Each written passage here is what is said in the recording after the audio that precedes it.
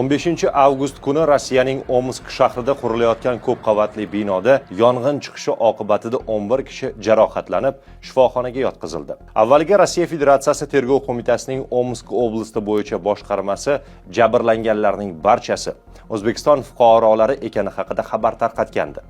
O'zbekiston Tashqi ishlar vazirligi matbuot kotibi Omonulla Fayziyev Kun.uzga bergan izohida bu ma'lumotni rad etib, jabrlanganlardan faqat 2 nafari O'zbekiston fuqarolari ekanini ma'lum qildi. Jabrlanuvchilarning barchasi bino qurilishida ishlayotgan quruvchilar bo'lishgan.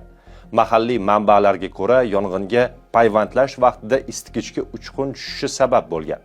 Voqea joyiga yetib kelgan Favqulodda vaziyatlar vazirligi o't o'chiruvchilari 1000 kvadrat metr maydonni qamrab olgan yong'inni o'chirishga 1 soatdan ortiq vaqt sarflashgan. 5 kishini qutqarishgan. 11 kishi turli darajadagi tan jarohatlari bilan mahalliy shifoxonaga olib borilgan.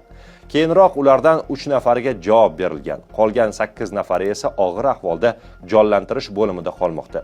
Ularda tananing 20% dan 90% gacha kuyish holatlari qayd etilgan.